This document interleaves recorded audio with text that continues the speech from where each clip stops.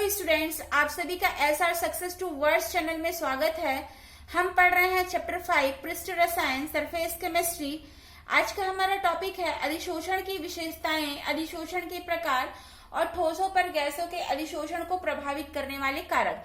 तो इन टॉपिक्स को समझने के लिए मैं सीमा मैम के साथ वीडियो के अंत तक के बने रहिए, ताकि आज के टॉपिक्स को समझने में आपको आसानी हो। और इससे पिछले वीडियो जिसमें हमने अधिशोषण के बारे में और उससे रिलेटेड कुछ परिभाषाओं के बारे में चर्चा की थी, यदि आपने वह वीडियो नहीं देखी है तो डिस्क्रिप्शन में उसकी लिंक दी गई है, वहां से आप देख सकते हैं, ताकि आज के टॉपिक को समझने में आपको आसानी हो।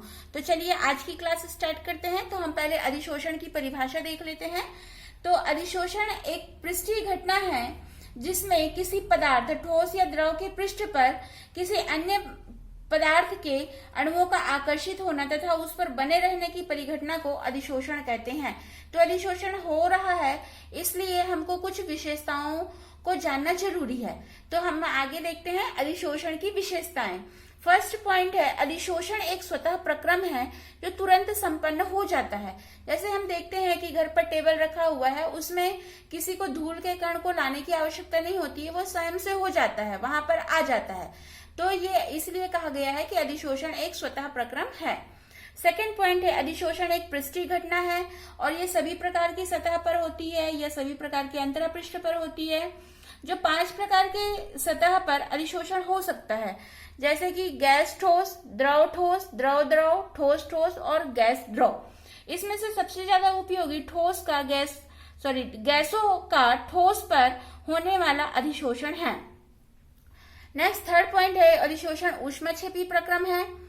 फोर्थ पॉइंट है, अधिशोषण प्रक्रम में जो प्रक्रम स्वतः प्रवर्तित होगा वहां पर डेल जी का मान ऋणात्मक हो सकता है। तब डेल एच का मान पर्याप्त ऋणात्मक हो तो इसके परिमाण में डेल एच की वैल्यू अधिक होगी टी डेल एच से।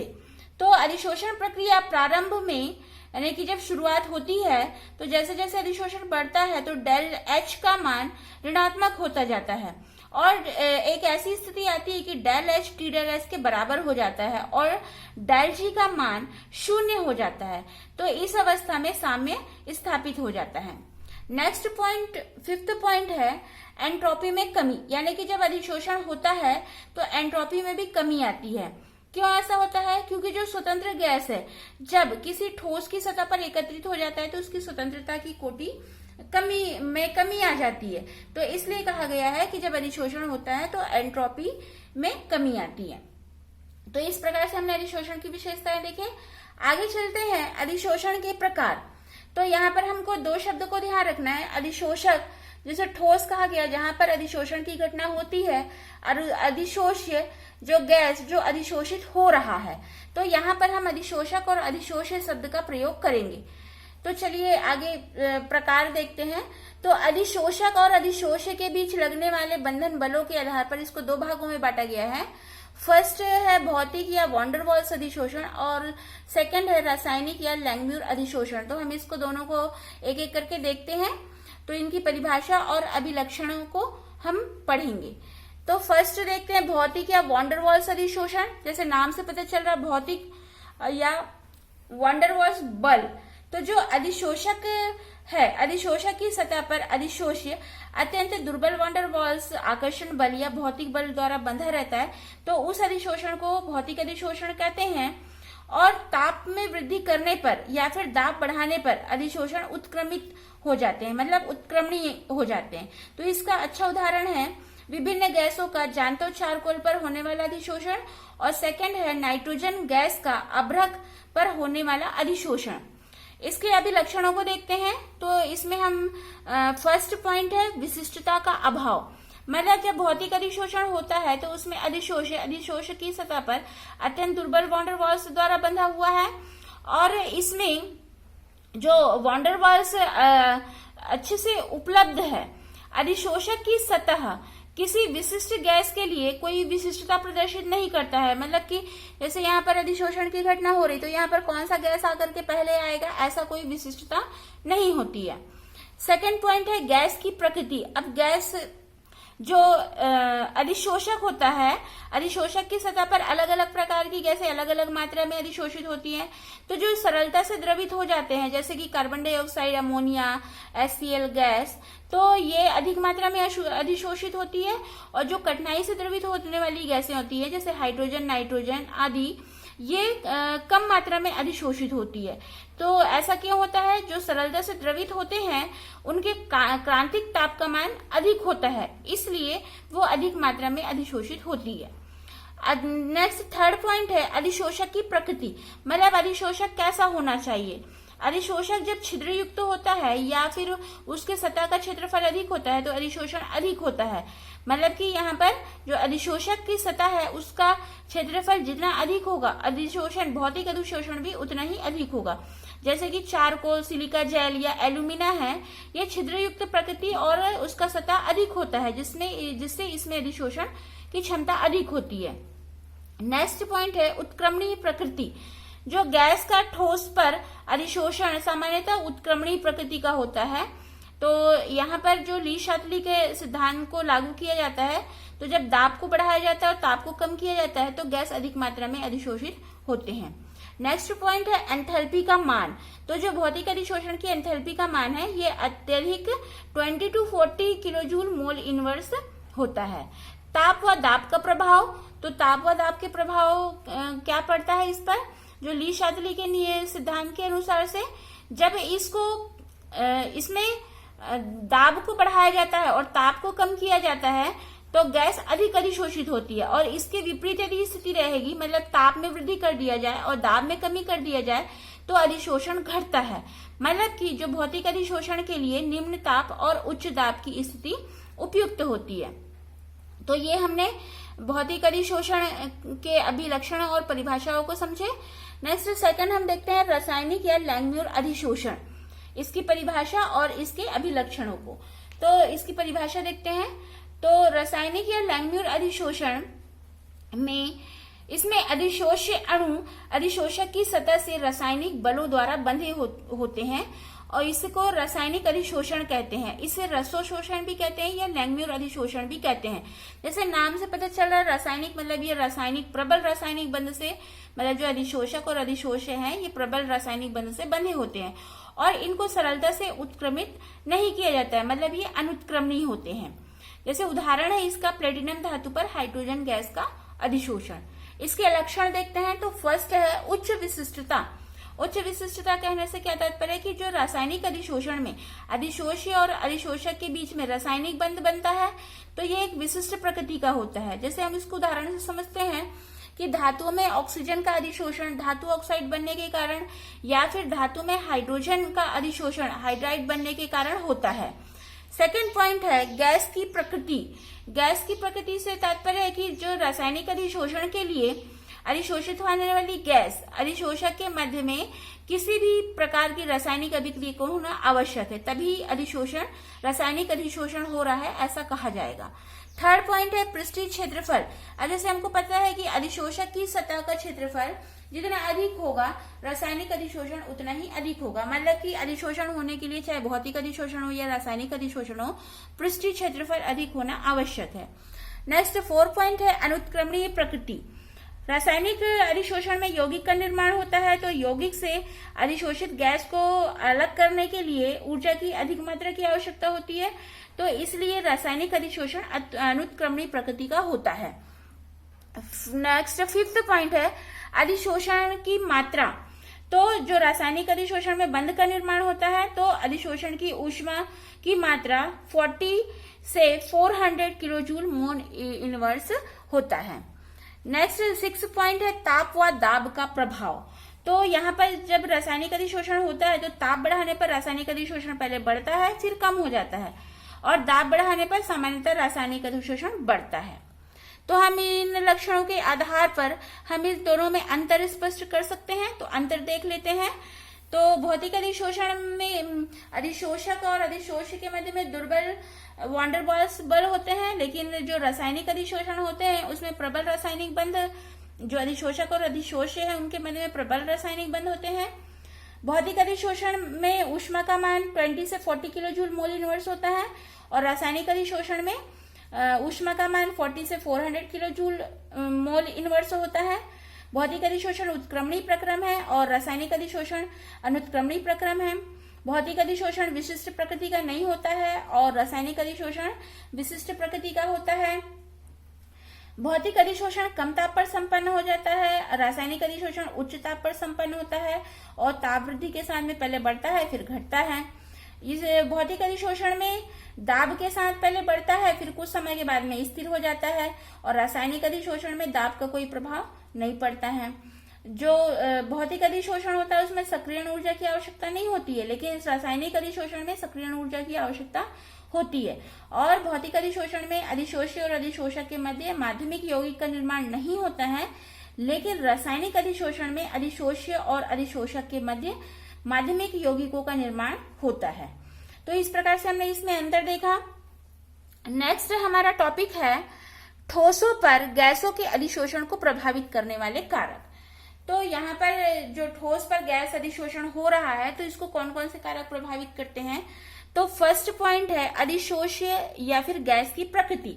तो अधिशोष्य और गैस की प्रकृति अभी हमने कहा कि जो स्थायी गैसें होती है, मतलब जो सरलता से द्रवित नहीं होती, जैसे हाइड्रोजन, नाइट्रोजन, ऑक्सीजन, ये सरलता से द्रवित नहीं होती है। और जो सरलता से द्रवित होती है वो गैसें होती है carbon dioxide, ammonia, sulphur dioxide, HCl। तो ये तो जो गैसें सरलता से द्रवित होती है उसमें अधिशोषण की मात्रा अधिक होती है। और क्यों होती है ऐसा, क्योंकि जो सरलता से द्रवित होने वाली जो गैसें होती है उनमें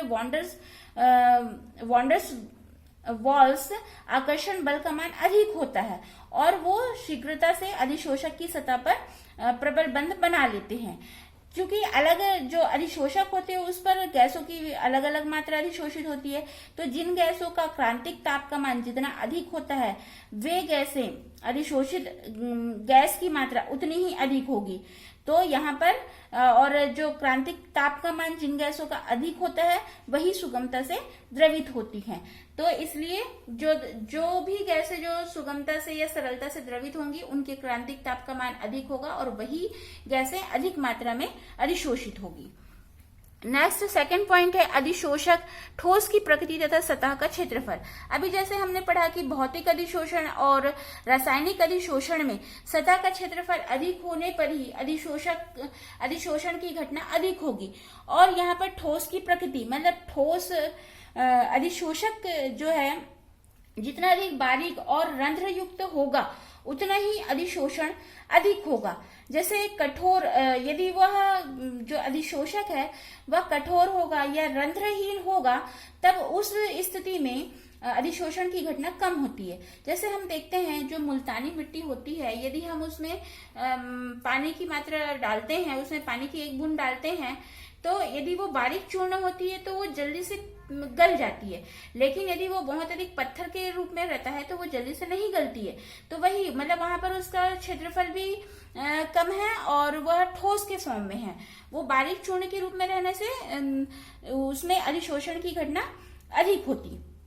तो यही कारण होता है कि जो गैस मास्क में चारकोल का महीन पाउडर और कोई भी उत्प्रेरक उपयोग किया जाता है रासायनिक अभिक्रिया में तो उसको महीन चूर्ण के रूप में लिया जाता है। नेक्स्ट थर्ड पॉइंट है अधिशोषित गैस की परत की मोटाई। तो जो अधिशोषित गैस की मात्रा और साम्यावस्था दाब से संबंधित समतापी का अध्ययन करके जो लैंगम्यूर नाम के साइंटिस्ट थे उन्होंने निम्न ताप पर भौतिक रूप से अधिशोषित गैस की केवल एक आणविक परत बनाती है और उन्होंने बताया कि अधिक दाब पर बहुआणविक परत बनाती है। रासायनिक अधिशोषण में गैस के अधिशोषित परत की मोटाई एक आणविक परत होती है। नेक्स्ट फोर्थ पॉइंट है तापक्रम। जो अधिशोषण चूंकि एक ऊष्मक्षेपी प्रक्रम है तो ली शातली के नियम के अनुसार यदि ताप में वृद्धि करने से अधिशोषण कम हो जाता है और स्थिर दाब पर अधिशोषण की मात्रा यानी x/m, यहाँ पर अधिशोषण की मात्रा ध्यान रखेंगे x/m, और ताप के मध्य खींचे गए वक्र को अधिशोषण समदाबी वक्र कहते हैं। तो यहाँ पर आपको ये दो वक्र प्रदर्शित है जो कि ये अधिशोषण समदाबी वक्र को प्रदर्शित कर रहा है। यहाँ पर भौतिक अधिशोषण और रासायनिक अधिशोषण के मध्य में ग्राफ खींचा गया है। तो x/m और t के बीच यानी तापमान के बीच में ग्राफ खींचा गया है भौतिक अधिशोषण के लिए, और रासायनिक अधिशोषण के लिए भी x/m और t। यहाँ पर x/m आपको बता दिया गया है कि अधिशोषण की मात्रा है, और x जो है अधिशोष्य की मात्रा, m अधिशोषक की मात्रा है।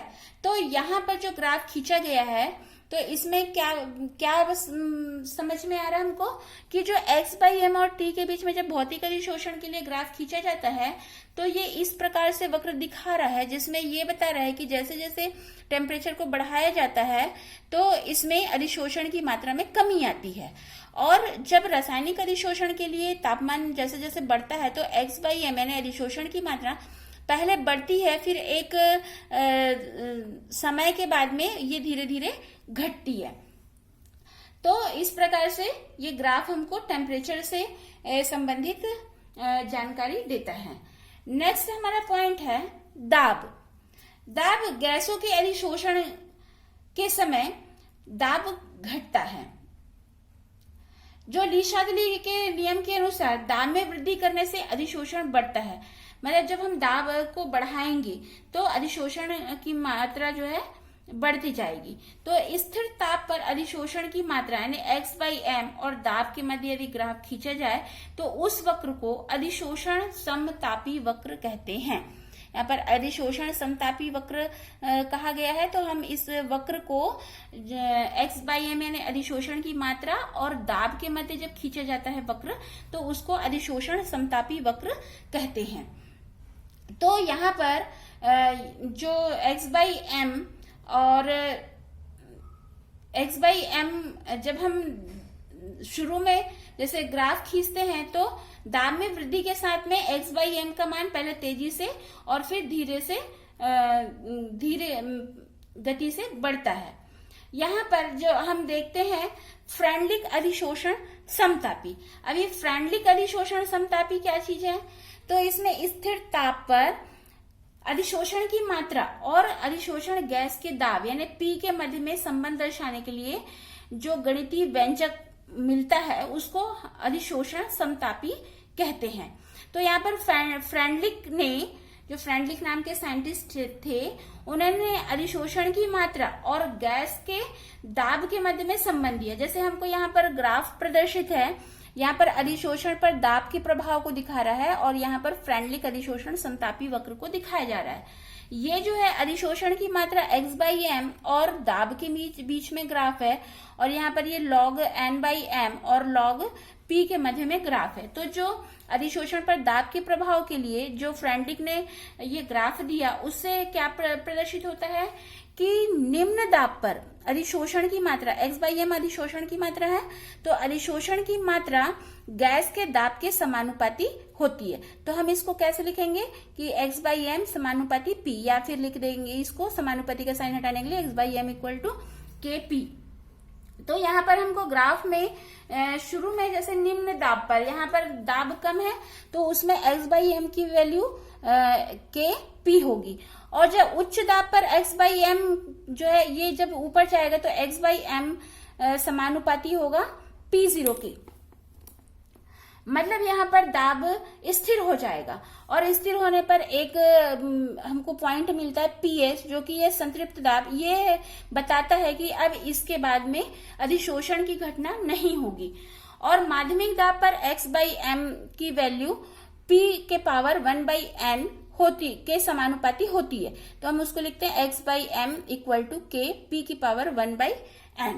तो यहाँ पर इस समीकरण को जब दोनों पक्ष में लघुगणक ले लेते हैं तो हमको मिलता है log x/m = log k + 1/n log p। तो जो ये समीकरण है हमको ये समीकरण 1 है, ये समीकरण 2 आप लिख सकते हैं उसको। तो ये दोनों फ्रेंडलिक अधिशोषण समतापी होता है। तो जब हम log x/m और log p के मध्य में ग्राफ खींचते हैं तो एक सरल रेखा प्राप्त होती है। यहाँ पर ये x/m के बीच में जब ग्राफ खींचते हैं तो एक ये सीधी रेखा हम देख रहे हैं जो फ्रेंडलिक अधिशोषण समतापी वक्र कहलाता है। तो इसकी ढाल 1/n और अंतःखंड log k के बराबर होगा। तो आज की वीडियो आपको समझ में आई तो लाइक कीजिए और शेयर कीजिए।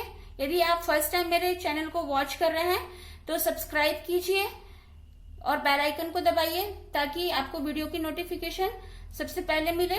Thanks for watching this video.